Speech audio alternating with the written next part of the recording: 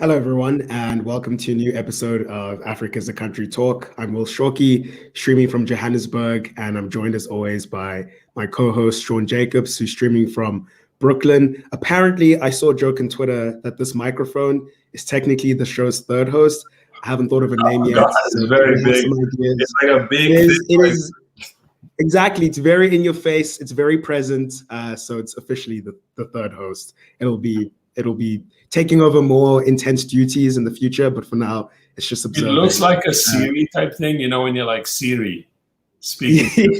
like an Alexa device, yeah. A big Alexa device. I don't know what the hell that is. But if I can engineer it a little bit, maybe it can, run the show for us as an artificial intelligence, and we just I have I don't know if people can see it. My mic is very kind of, unobtrusive.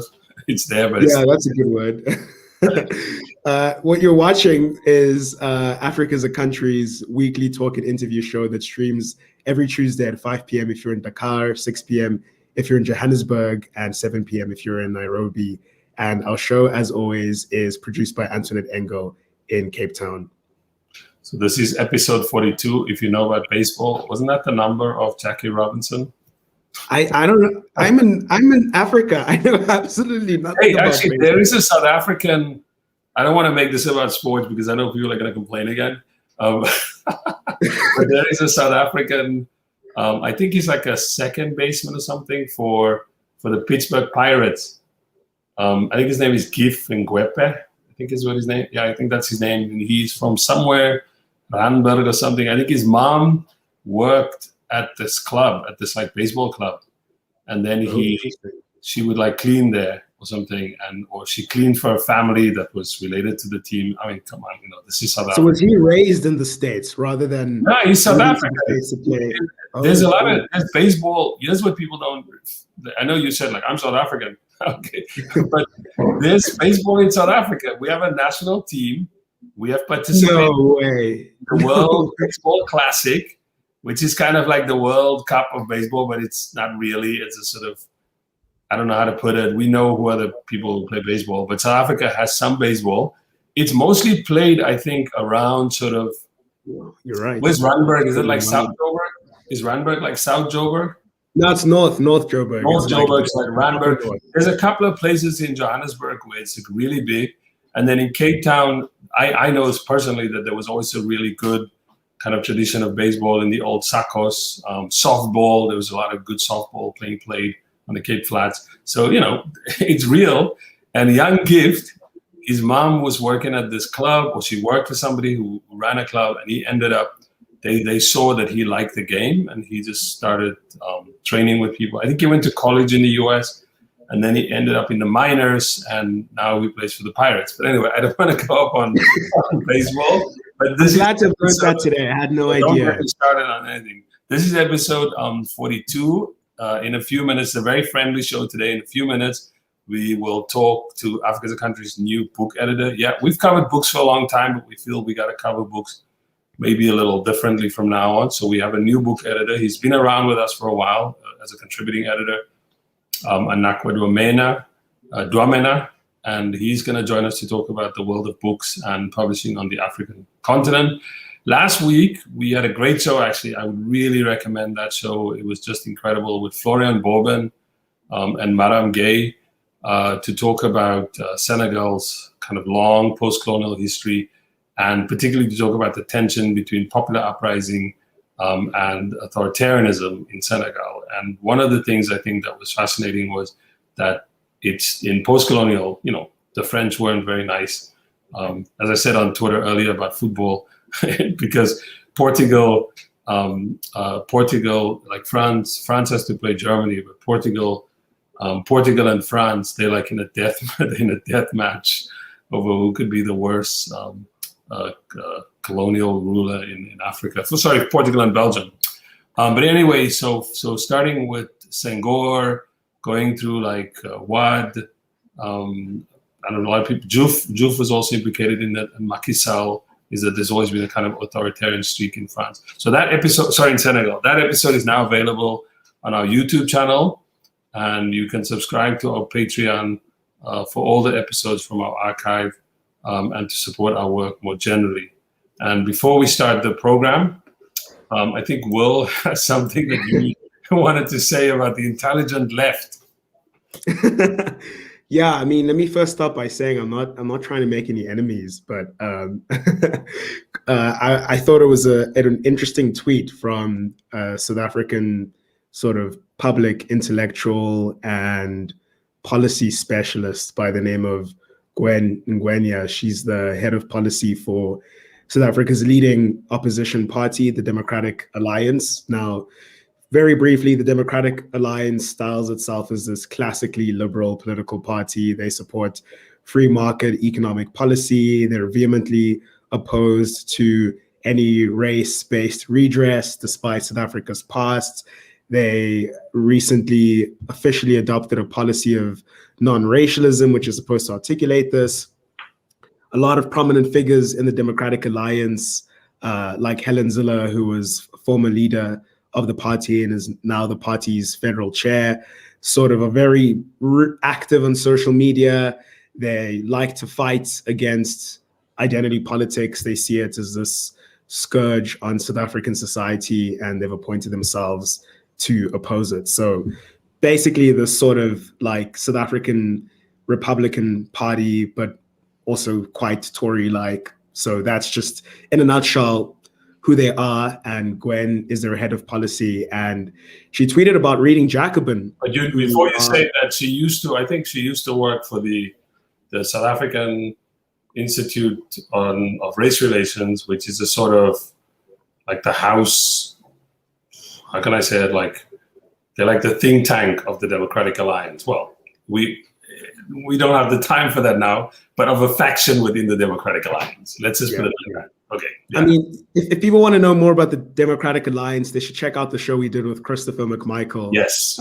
On the South African right, and he gives a really good breakdown of all of these ecosystems and relationships. But Gwen tweeted about reading Jacobin, and Jacobin is a partner of ours. They're America's leading socialist publication. So I think a lot of people did a double take when they saw that, and she sort of explained the virtue of reading Jacobin as it's an informative and witty magazine. Later on, she described it as, it's important to read the intelligent left. And I think it's great that she reads Jacobin. I'm quite envious that she gets physical copies of the magazine quite timeously to her inbox, because when you're in South Africa, it's very difficult to get international publications delivered to you in a timely fashion. So I wonder what her trick is. But well, she actually says she gets it from the post office, which I thought was another interesting thing. Another interesting thing. And I guess that's the. Well, before you let's tell people why we think that's interesting. I think their party is always about privatizing everything, or most things, including what you might call public utilities. So I thought it was interesting that Yo was like probably one of their most senior policy officer saying, "Oh, I get it from a higher power," or something. I'm just paraphrasing now. This was in another tweet, and I got it through the post office. So I was like, I know how people in South Africa can go on about the post office. So this was I thought that was also good. Yeah, and it's all the more interesting precisely because of that. And when you wonder about, okay, well, what does it mean to be part of the intelligent left? How is Jacobin an exemplifier of that? And why are you reading the intelligent left in a foreign publication as opposed to local publications?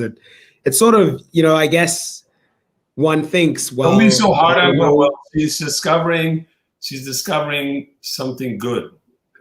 Yeah, and you think, well, are there no intelligent left wingers in South Africa that are worth reading?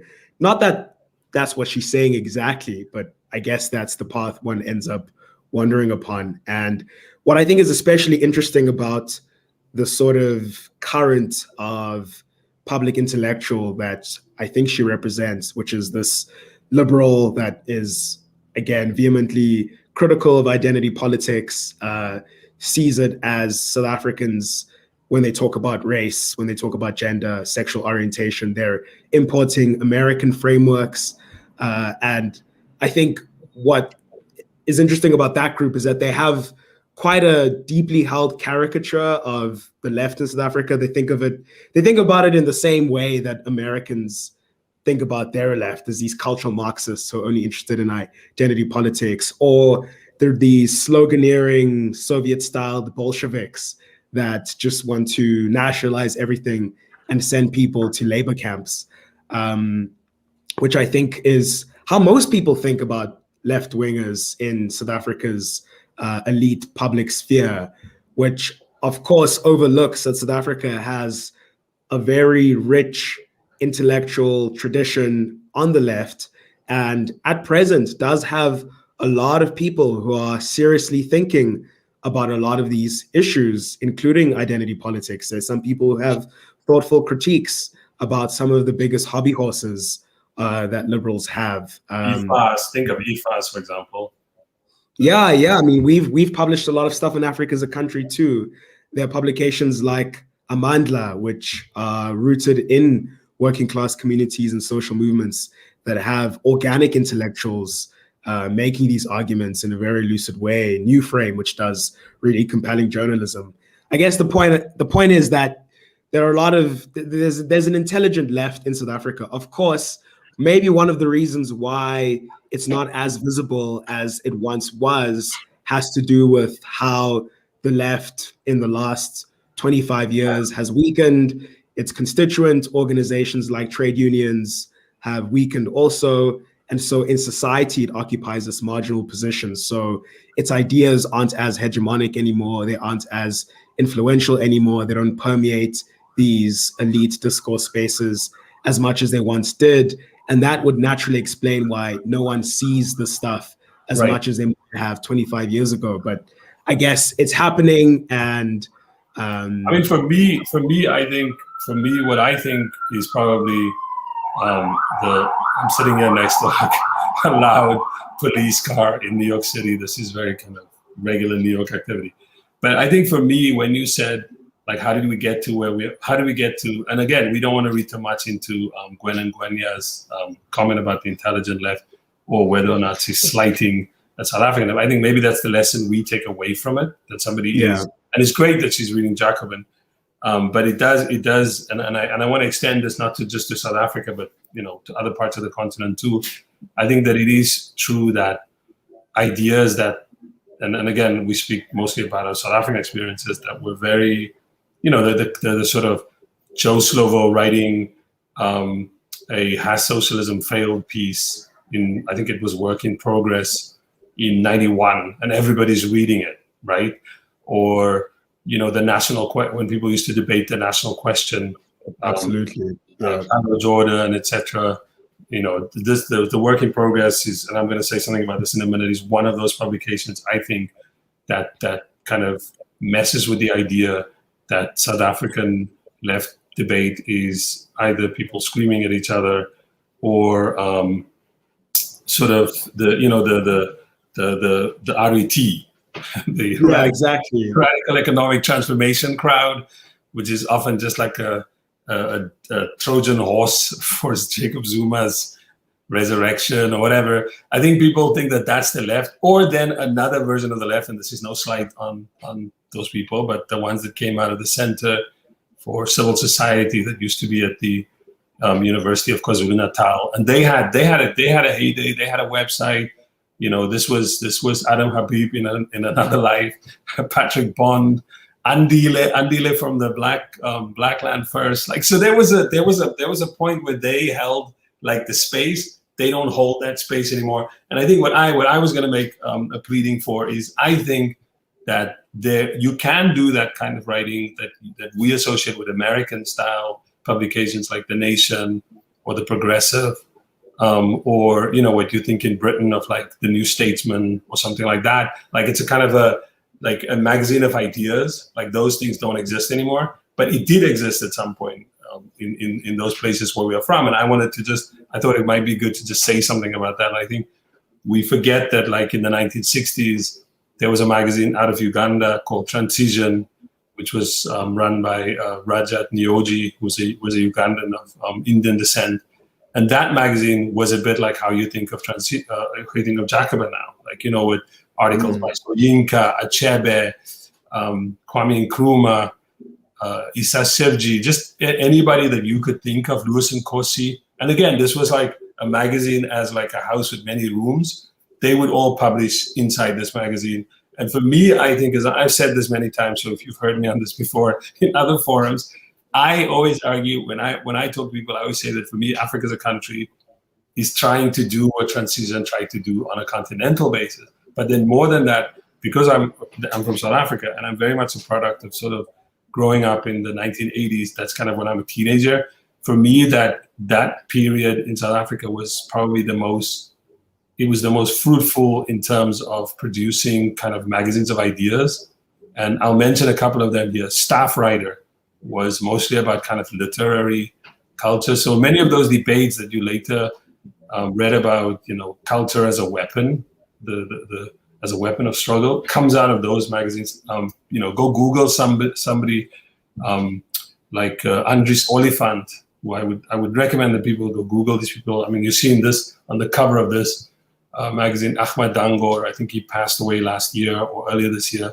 And others I can mention is Work in Progress that I just mentioned. Then the alternative press that came out in the late 1980s, Freya Weekblad, which was an Afrikaans kind of newspaper / magazine.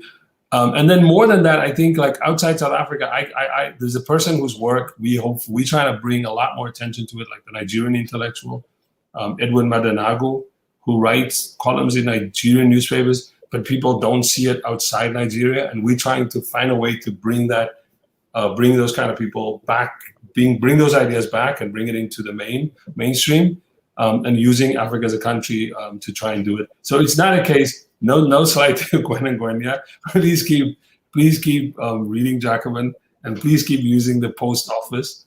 Please keep using the public utilities. Maybe she'll get some good ideas from reading it, given that we're not getting any good ideas at the moment from the ANC, these are the two dominant political parties in the case of South Africa.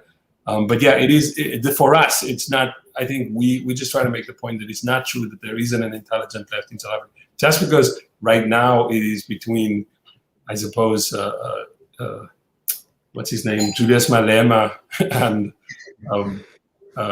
Ace Magosule and the 10 babies of the now 13 babies of Peter Mfwedi, doesn't mean there isn't an intelligent left in Africa or in any other African country. But in any case, we have a guest, and we want to get to the topic that we are for. We call the title of today "Books, Books, and More Books." And just a quick reminder: follow us on YouTube, Facebook, and Instagram. Go to the website, subscribe to the Patreon for all the episodes from our archive, and support our work more generally. So right now, we are joined by Anakwa Dwamena, who is the new book editor at Africa's Country. He is, if you've seen his name before, he's a long-time contributing editor of Africa's Country, and until recently, he was a staff member at the New Yorker, and he's now based in Mexico City. We're going to ask him about this crazy ride in a minute. But first, I thought maybe before we get into talking about books, I was thinking earlier this morning, like, when did I first meet Anakwa, and what was the circumstances, and like, how did he get involved, knowing that there was no money around this project? Like, how did he get involved in Africa's Country? Like, did you just remind me again how that all came about? Yeah, so thank you for having me on the show again, and hello to all our viewers. I think our first contact was back when I was in college. Actually, I had a final project to write about a media, publication or critique, and this was when I'm dating myself here, but this is when a couple years after, or around the Coney 2012 is what was happening, and there was Save the children.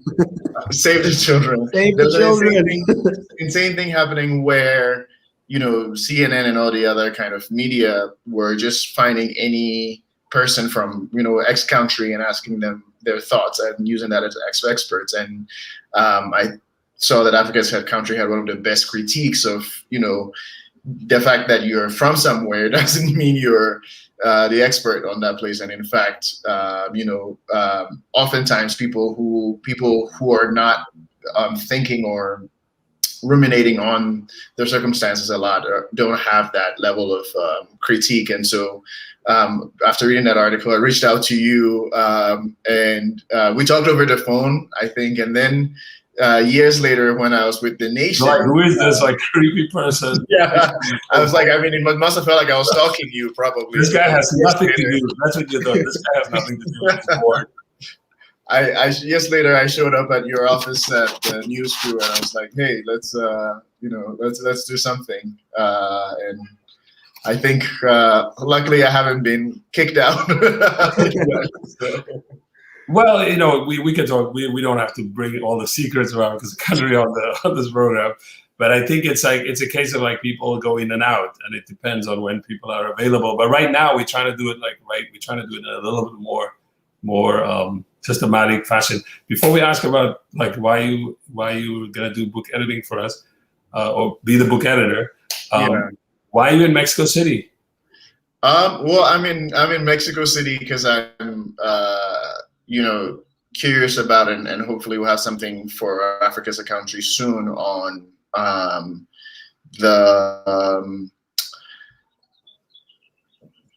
about race in Mexico City, and looking into what the experience for Black folks has been like, because there's been an African diaspora here. I mean, it's nothing new, and we at Africa as a country, I don't know if we've covered it much really, but I want to see if I can get an interesting piece for us. I know that we had Latin America as a country, and we focused a little bit on some of the other connections between Africa and the continent, but want to look specifically at race because, and in fact, my going from the U.S. to Mexico is actually pretty common.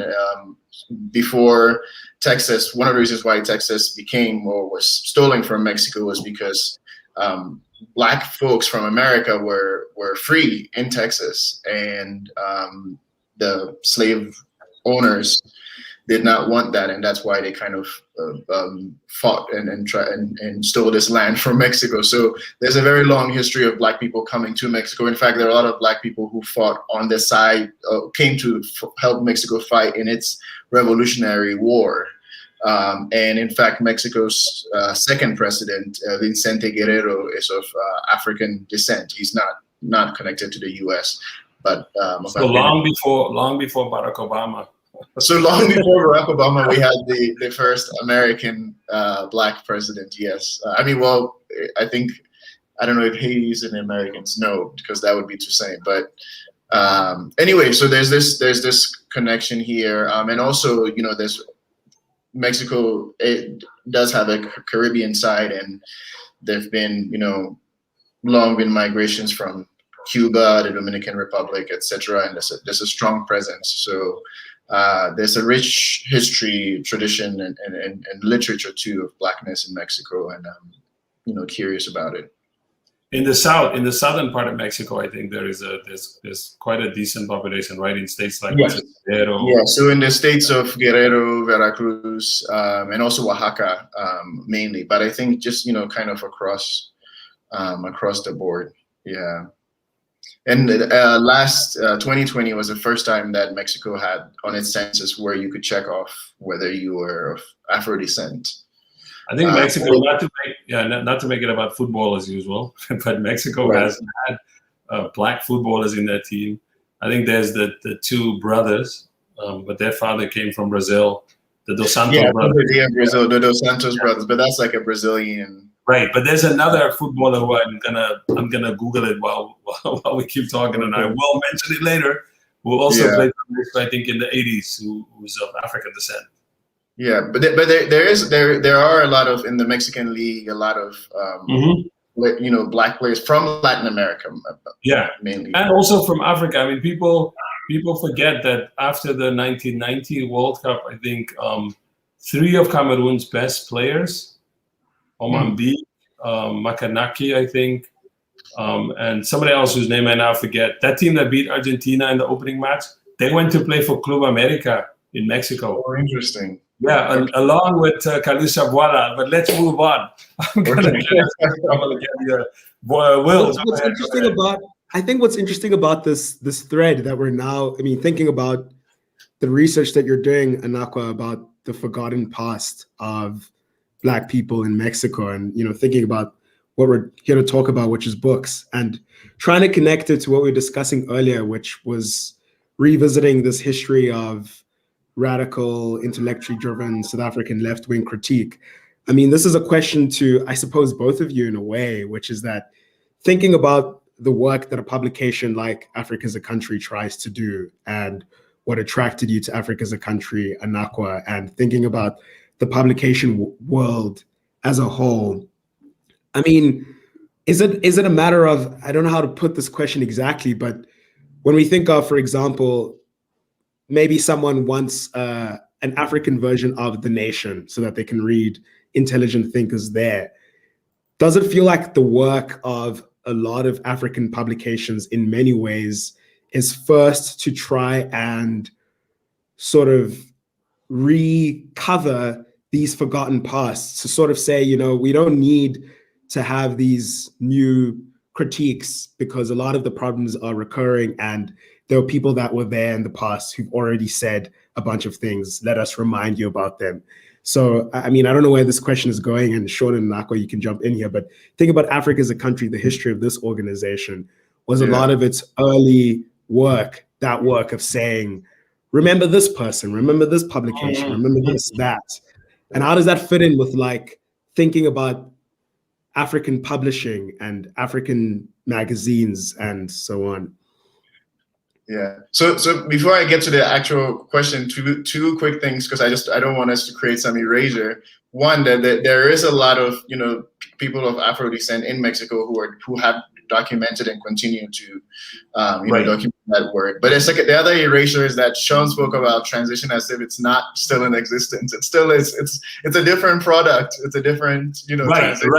I didn't want to say that. I'd rather let you say it. I don't want to say that. How is it a different product? I don't know how it's a different product. It went, so basically it had a controversial history, like where it after the 1960s, by the end of the 1960s, there was a scandal about how the U.S. government had surreptitiously, I'm going to use my language very carefully, funded projects while the projects didn't know that they were being funded.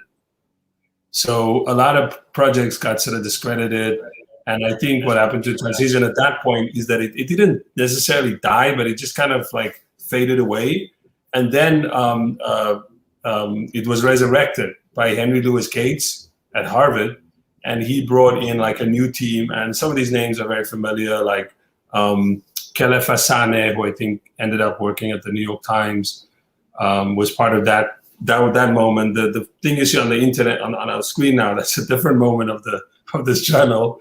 And Michael Vasquez, and again, that was another great moment of that magazine. I think they produced one issue, which I have here at home. I think it was the 200 issue, where they put all the best essays into this one issue, and it's another one of the sort of the best stuff that came out in, like, I would say, like the early 90s through sort of the mid to late 90s. And then I think that one sort of petered out, and now it's a different magazine again.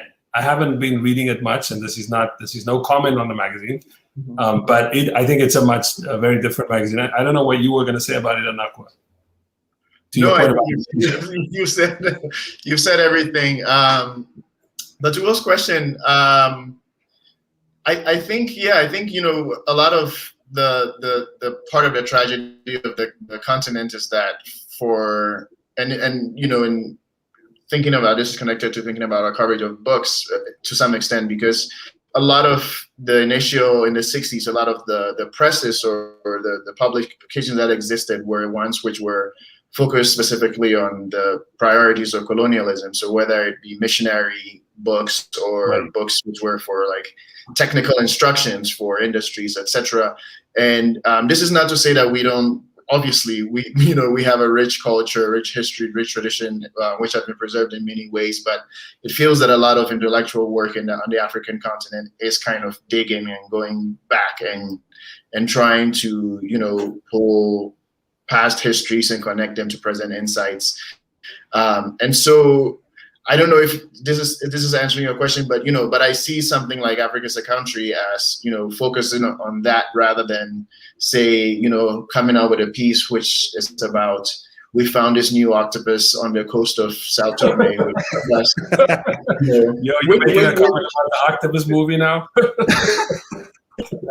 Which I'm just giving an example because a lot of the sort of Western magazines of ideas, I think maybe you might disagree with me, but have the luxury to kind of really go out there, really kind of explore and really think through new existences and new things. Whereas we're doing the same thing, but in a kind of in politics, in history, and in trying to understand our societies. I don't know. I mean, Sean, you're the guy who runs this. I totally agree with you. A lot of my obsession has always been to say there's a usable past that is not. We don't have to act like we reinventing the wheel. There is a usable past, like where people have tried to reimagine or imagine like other kinds of futures. There's something about bringing that to people again. So, for example, we've published critical articles about Sankara, Kizerbo. We've run articles about Rawlings, like the kind of the problematic or complicated politics of the legacy of, say, Jerry Rawlings. Like I want. That's why I think Africa as a country, can play a role. It can help people with those kind of histories. And for the present, I think it's about, you're right, there's a way in which Africa plays a role in the struggles that people are having in North America. Like they're having struggles among themselves, and then Africa is a foil. So Africa is not a real place. It's highly idealized. It's either highly idealized or it's complete Afro-pessimism. It's like we're doing both at the same time. Yeah, it's not a real place. It's not a real place. And so I think what Africa as a country wants to do is to say, in the past, it was a real place and people try to imagine things. And a lot of the partners that we bring in who've run articles for us, the post-socialism group, etc., the series that we've edited is to try and do that. Currently, we have a series on psychiatry in Africa after Fanon. Because one of the issues, for example, with psychiatry is to only write about psychiatry as if, and it's great, Fanon was great, but Fanon was psychiatry. And we're saying, no, there's like a lot of other stories, like the one we ran recently about J.C. Carruthers and the Mau Mau in what he had said about the Mau Mau and about Black people and their mental state. And then we showed actually that Fanon was in the debate with him. So, those are the kind of things that I think Africa as a country wants to do. I think we're publishing, you are correct, that we're publishing what we said about these journals of ideas, publishing shared some of these same problems in Africa. You're right. It was the missionaries, then it was the state, and then of course Africa went through the crisis of the structural adjustment, neoliberalism, and so where something existed, there's nothing. And so if you talk about publishing in Africa now, I think to a large extent it's very South African, right? South Africa is the biggest and most diverse market, yes. Yeah, Cassava Republic is doing interesting things in Nigeria, and there's a new one that just came out. We were talking about this the other day, you and I. Leo Zaivier's new novel is published by, I think, Books and Farms Publishers. In Abuja is so there's suddenly like Red Sea Press. Yeah, there's a resurgence of something. There is, There actually there's this great collective, African Books Collective, which essentially it's I shouldn't talk about it as if it's new because it's about 30 years old, but essentially sort of connected together with all these disparate presses around the continent, and they have a list of about I want to say 200, presses on the continent. So this is not a small presence. I think that the part of the mission of that collective was trying to bring the books out of the sort of disparate places where they were, because as we were saying for a long time, it was all predicated on sort of connection to a metropole, right?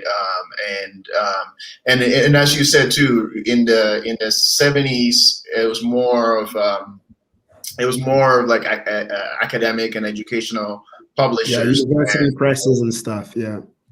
And so and that's why when the structural adjustment happened, when those sort of budgets were slashed, it was a big problem. But another on the flip side too, that because of the presence of the academic presses, fiction and like the kind of non-academic, I guess, literary work has always kind of sort of had to travel outside in order to get enough. You think of Chinua Achebe literally shipping his only copy of his manuscript of Things Fall Apart to Europe for it to be produced, and I think that is what publishers now are trying to help.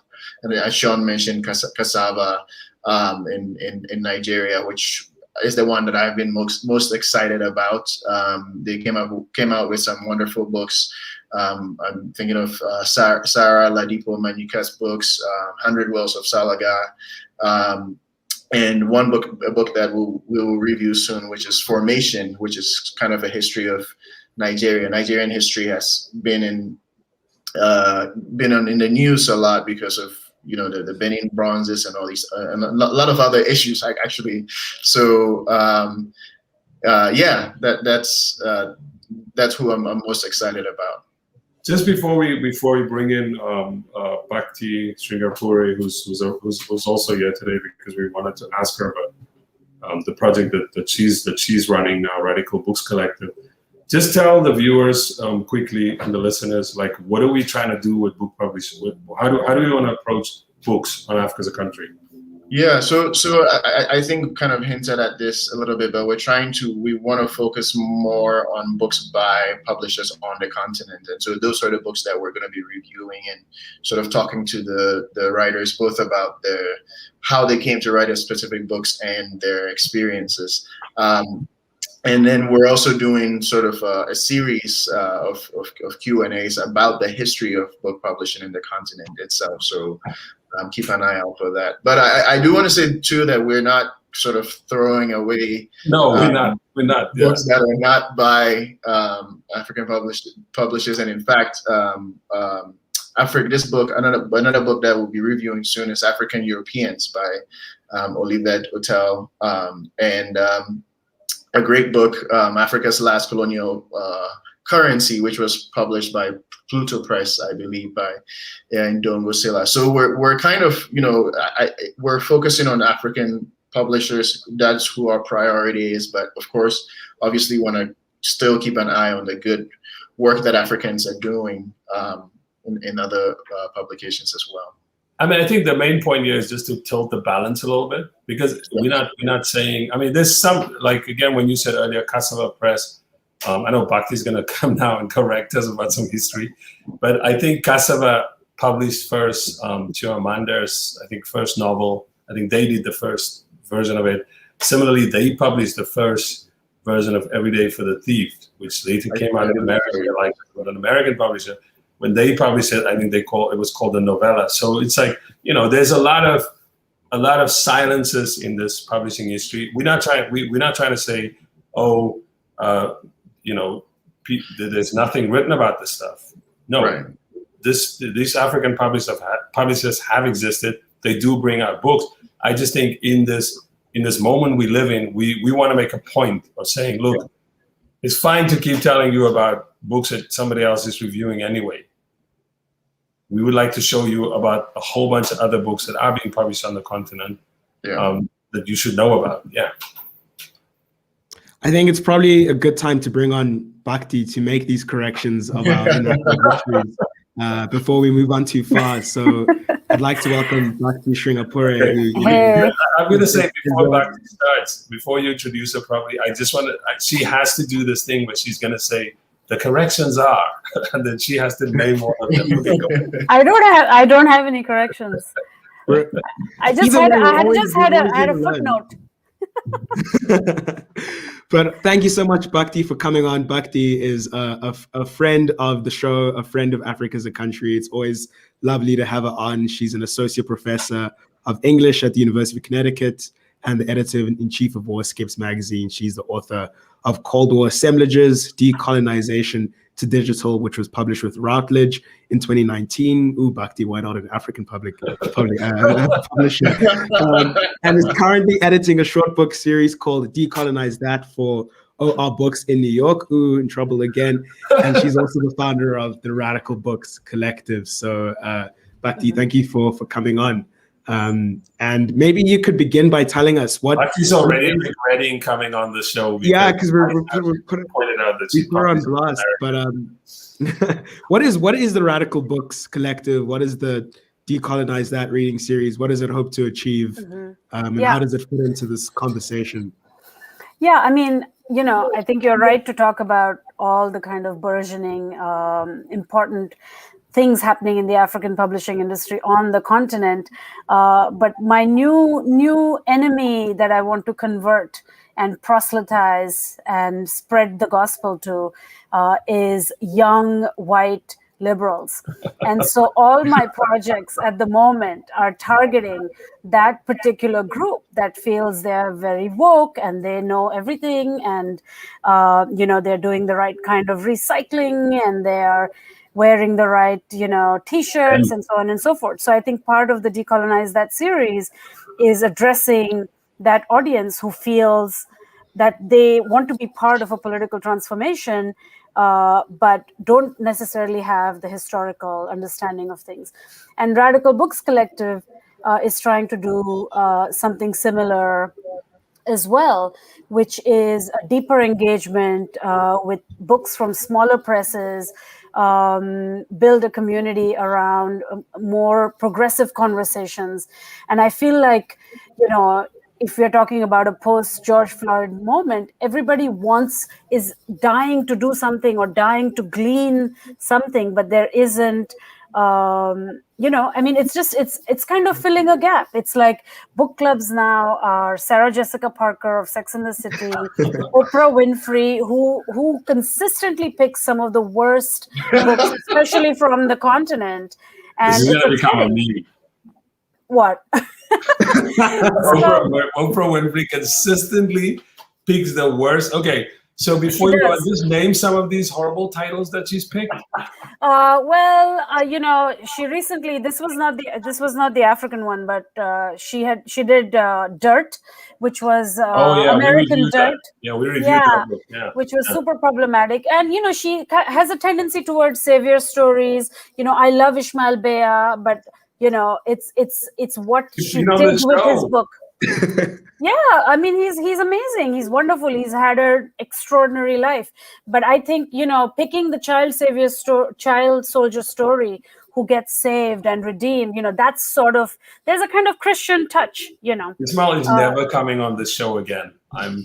He's going to say, I'm not coming on this show. No, I don't mean me. He's going to say, I'm never coming on that show again. Nor Oprah. Neither will Oprah. You think he'll pick Oprah over you? I don't think so. So, she has a particular narrative she's peddling, which is saviorism. And Reese Witherspoon is now doing that with her supremely popular book club as well. And then Sarah Jessica Parker started one. And every star has one. And, so are you going to bring... You're actually raising an important point here. I know we're being frivolous and everything, but is the solution? You sound like you are not going. This is not where that is going. You're not going to bring a celebrity onto this to make this work. You're not inviting celebrity books. You have, and maybe you should say a little bit about. I think maybe the next two, these are serious books, right? But they're accessible books. Yeah, I have been very careful with who I've picked. And to me, these are celebrities. So now I have Françoise Vergès, who's going to come, and we're going to do a summer reading club. And August 13th is the club for that. I'm about to kind of roll out the Eventbrite for that. So, to me, she is amazing. She has been doing incredible work. And I think the book is accessible, but it is going to need an expert guide. And Yolande Buka is going to be the perfect person for it, because she has been working on all these topics forever, and she's going to kind of hold our hand through the difficult parts. And then we have the celebrity component, which is the author always comes on. You get to chat with the author at the end of 1 hour. We build some questions, and the format has worked quite beautifully. We had Mauritanian Mohamedou Ould Slahi, who came last time. He has, he's actually known for Guantanamo Diary, which was what he wrote when he was imprisoned without charge in Guantanamo for about 15 years. But then he went on, after he was released, because of the book he wrote, Prison Writing, that's a kind of classic, he ended up writing this gorgeous novel about Bedouin life in Mauritania and the harshness of the Sahara Desert. So we had him, and of course he's a celebrity, but he's not that type of celebrity. Well, his story hasn't been treated like in the proper way. Also, no. So he's never, even though he wrote a book himself, but it's just like the first book he wrote about Guantanamo. It's the way also his story gets told in the West. I mean, even there's been Absolutely. a film that just came out, which I know there's now a whole fight about this film about New Zealand, that one of the producers now stepped away. The film with the prime minister, the film about the killing at the mosque. So they wanted to make a film, and they decided they're not going to make the film about the victims or the people, some of the Muslim parishioners who help save people. No, the film will be made from the perspective of Jacinda Ardern. So there was a whole, you guys are obviously not watching the internet like I do. So there was a whole thing this last week. It's part of my job now or something to do this kind of nonsense. Yeah.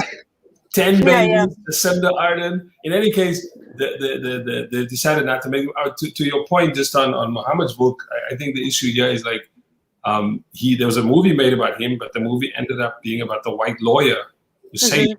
So I'm just saying he's also now hopefully finally what you can hopefully do with Radical Books is to put his own story front and center. Yeah, absolutely. And and the question of who wrote the story, what made him write his Guantanamo story, was the big issue in the film, because in the film they make it seem as if the lawyer has shown up and is telling him, please write your book, whereas in reality, actually, he showed up with over 150 pages already written. So it's unclear why one has to go with that trope, but certainly I think he's pleased with the film. I think we shouldn't, so that's also something we should say. That we should also engage with. Yeah, that's a good point. Yeah. He's happy. It's allowed something, income, all of those things. It's important for him that it happened. But my authors have to be 100% progressive. They have to be lefty. They have to be Marxist. It's kind of on the nose progressivism. We have Suchitra Vijayan next week. She's written for Africa as a Country, and this is a very complex, kind of representation of contemporary Indian history, which, as you know, is it's a shit show. We have a terrible person in power, and she kind of went. She was, as a solo woman, she traveled 9,000 miles across India's borders, and she, wrote this beautiful book where she talks to all these people who are kind of victims of nation making and border making.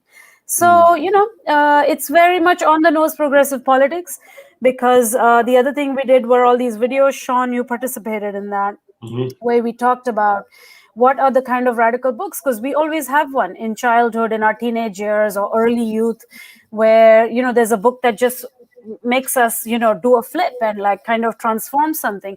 So I'm looking for that kind of bulb moment, where I do believe books can cause political transformation. I think you have to be forced to read them. And I don't think Radical Books Collective can just take off or be a big hit. And I have a tiny grant now from UConn. So I'll be doing, which is where I work. and I'll be featuring in October George Maher's book called A World Without Police that came out with Verso. So, that's exciting. I'm relaxing my no white men rule to have Gio come and talk about his book. She's giving pointers to you on how to, like, what to avoid. Anyway, Will, you had a question. Could I ask a question? I want to ask a question on this. You're speaking about how this is a very avowedly left-wing book club and it's political. And when you think of book clubs and reading groups and their political nature and how they can be vehicles for social transformation, thinking about how, in the past, reading groups, book clubs also had this political purpose, but they're often sort of rooted in some kind of grand political project. In Africa, whether it was decolonization, it was happening, people on top of reading were organizing, they were mobilized in their communities and workplaces on wherever it was. And there was a way to see how the practice of reading was translating directly into politics. Collective action. And collective action, exactly. And thinking about how that also created spaces where people would start publications and they'd have organizations or at least networks of individuals that would help sustain those publications. And that's why they survived for such a long time. And when you think about the possibility of creating that now, is it possible? What's your experience so far? Anakwa, how does this relate to publishing? Because the book clubs that we have now are across borders, which is, one incredible thing, but it also, in a way, can make it somewhat rootless almost, in the sense that we're not quite sure yet what it is that we're all collectively working towards, or we hope that will translate into, or what the connections we're all making are gonna emerge in. So how do you think through that? Yeah, I have been thinking through that, and it's part of something that Sean and I have been talking about, because he's on the board of directors, and it's about trying to mobilize kind of New York. We've had this kind of COVID moment that has led to two things. One, it has led to people coming online and everybody can participate, right? Like we're doing now. But the other thing is it has created an audience of passive viewership for free, So you have like celebrity, academics, doing panel after panel, and everybody's passively consuming. So I have had a hard time pushing the idea of deep reading or engaged reading, but I'm going to keep trying and try to do it slow. But along the way, we do want to put some roots. Ideally in New York. I was in Nairobi for a while, so I would have tried in that case, in that place, but I have to come back to Connecticut and teach. But in New York, we'll try to get in touch with bookstores and try to do some gatherings there. Of course, I think the direct connection with collective action exists, but I think it's very hard to energize. That's why part of the thing is also to form a collective, which we are trying. I write to publishers, I ask them to come on, and I've already had some of the big lefty presses come join the collective. And eventually, I think there will be momentum and perhaps more activity and mobilization. It could become powerful enough to do that. But for now, it's very fledgling. But it's on the back of my mind. And Anakwa, how do you think, when thinking of creating a culture of reading and an intellectual culture that is rooted, when it comes to publishing, we were talking about all of these incredible new books and publications emerging, but who's reading them is a question one could ask, because at least it was easier maybe I'm romanticizing the past too much, but at least there was a very discernible audience at one point where you knew if you released an issue of Transition in 1967, you knew your comrades were going to read it. But at this point, when we're still somewhat disorganized on the left, who's reading all of the incredible stuff that's coming out? How do you encourage a readership in the context that we're in now, that is digital and predisposed to passive viewership and consumption, like Bhakti said? Yeah, so I mean, I'm gonna default to Ghana, which is what I know best. But one of the really exciting projects that exist is there's a group called the Writers Project Ghana, and essentially they have a space on one of the local radio stations, and they invite writers to come and sort of read their stuff. And it's I believe it's a weekly thing, and I found that to be very, very cool. And they actually have worked with Cassava. There was the Accra Noir anthology, which was recently one of what they were reading. And so I feel like a lot of these new publishers are trying to work with different technologies. They're working, you wouldn't have had, well, I don't know if Heinemann, with the African Writers series was reading stuff over the radio. I don't know that, but I think people are trying to find different ways to work with other organizations or other spaces.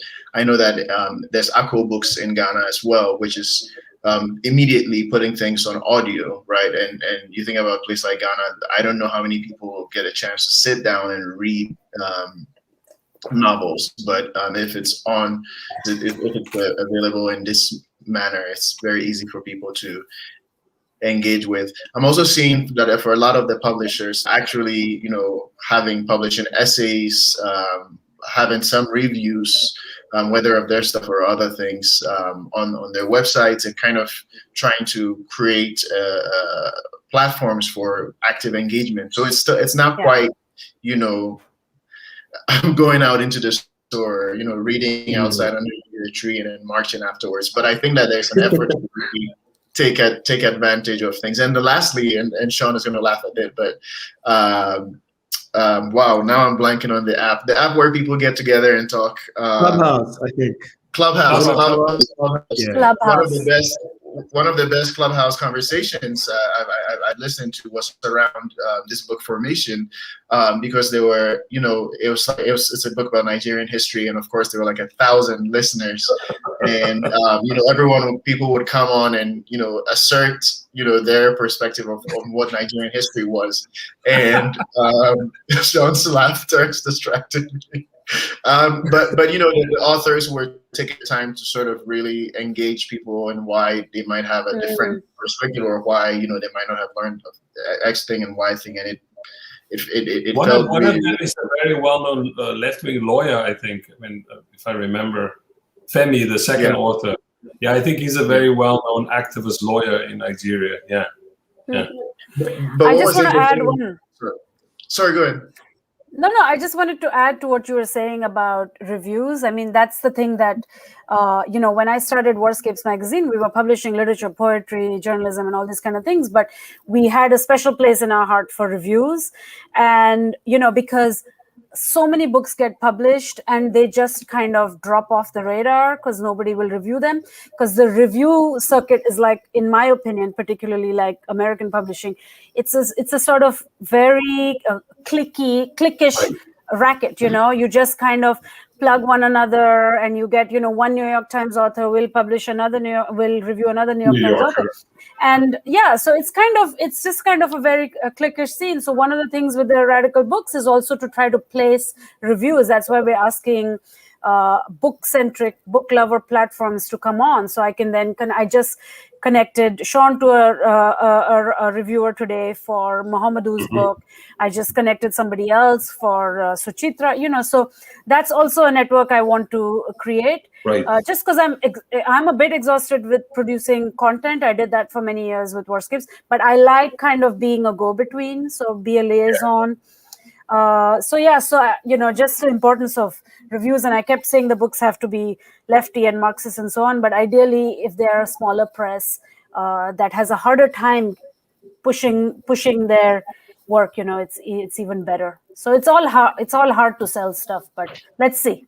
I know you both have to go, so let's ask you. We want to ask Anakwa this question because I know I made a video for Bhakti, and I'm actually we should ask Will this too, because Bhakti and I have answered it already. What are the books? And if you didn't see my beautiful clip in which I was on point. Very nice clip. My framing was right. And I talked about these 3 books. Mine were Baldwin's Go Tell It on the Mountain, Kincaid's A Small Place, and an Afrikaans novel called Chroniek uit die Doofpot, which, by the way, I've been reading again because I love this novel. I've been about this black cop, and I left it unfortunately at a soccer field on Sunday, and one of the parents is gonna now kept it for me. They don't read. They probably thought, "What the hell is this?" And I said I'll pick it up from them. But anyway, those were mine. Yours were, Bhakti. Remind us again. I had so many. I had all these Palestinian ones, but they cut me. I just had nervous conditions, and one of the things that I was saying by Sitsi Dangaremba, Zimbabwean, the thing I was saying was that it totally kind of rocked my world, because I used to always think like, I don't have to think about gender. I'm from an educated family. You know, who cares? This doesn't apply to me. And then you read the book, and it kind of changes how you see dynamics. You know. And your other two also, or I put the 3. I only did one. I was supposed to put 1, but then I decided to give 3. Or maybe I thought that was everybody supposed to do that. Anyway, you guys, so since I made the new rule, because decolonizing is about breaking the rules, said the first man to do a video for that particular series of videos. Exactly. And so therefore maybe we should do 1 then. Anyway, if you want to do more than 1, go ahead. And Anakwa and Will, if somebody came to you and said, what were the books that influenced you, like to make you a radical reader, like to change the way you read and like make you think about the world differently, what were those books? I'll mention one, because I think it's so hard, because there are so many, and suddenly when you're asked the question at point blank, you sort of black out. But I think one book that I read as a youth, which sort of not only made me sort of a radical reader, but also politically engaged, I think, is when I read Achebe's A Man of the People, which oh wow, I don't think it's I mean, surprised. Okay, well, just pulled out a home run. Okay, well, I see you. Not that, I mean, I don't know why you say that, but I think it was when I read that book, it was sort of, I guess, it was great to read an African author reflecting critically on the society around them, and knowing that you are empowered to do the same, and that if you did so, I think when you're young and you're in a society like South Africa, which is incredibly racialized and polarized around race. And I think when you start to think that all criticism of post-colonial government and leadership is cynical, and it's always to denigrate Africans and so on. And you almost develop a kind of hostility towards it. Like, you want to make the criticism, but you also don't want to be in service of this other bad stuff, which is how I think when I was a child. And when you read a book and you're like, oh, well, we can be harshly critical of our society too, and be very nuanced in that. And I think I read that book, and I changed my perspective on politics. So it was very formative. But there's so many others. I can't isolate one, but that's one that I can mention, which I think good one relates to this conversation.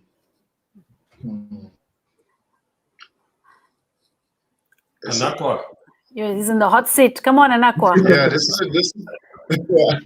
is a difficult one. I think The Way of the Companions by Ikweyama, who he's famous for The Beautiful Ones Are Not Yet Born. But he sort of, it's an ambitious work, but he sort of, goes all the way back and takes on Aristotle and Plato and just sort of critiques the entire way in which we've thought about the world. And it was amazing to see, someone who had a Ghanaian education at DSADL, just kind of like the same upbringings, and to take on this sort of philosophical task. And he's a writer; he's not a philosopher or someone like that. So to be given the permission to really critique the world and not make any excuses, I think was really powerful. I'm going to cheat and say one more, and which is connected to Bhakti's, which is Tsitsi's This Mournable Body. More recently was really fantastic, and just how comprehensive it just felt like every sentence, every paragraph, every page, you were both Absolutely. present, feeling everything, and at the same time, it's so heavy. It's just a fantastic book, and I wish it got more recognition for how. Well, maybe we can blow it up through our new books thing. Yeah, that's our job. We can blow it up. Yeah. Write the reviews. It's a very heavy read. It's a very well. We can. There's a new website that I like. Will actually pointed it out to me, which is called Liberated Text, where they go and they review classic books. Right, Will? Yeah, nice. Classic political theory books. Mostly. Yeah, pretty cool, and I like that idea. I was just gonna say, I'm my hope before Will sends us off. I feel very good now that we are gonna be okay. the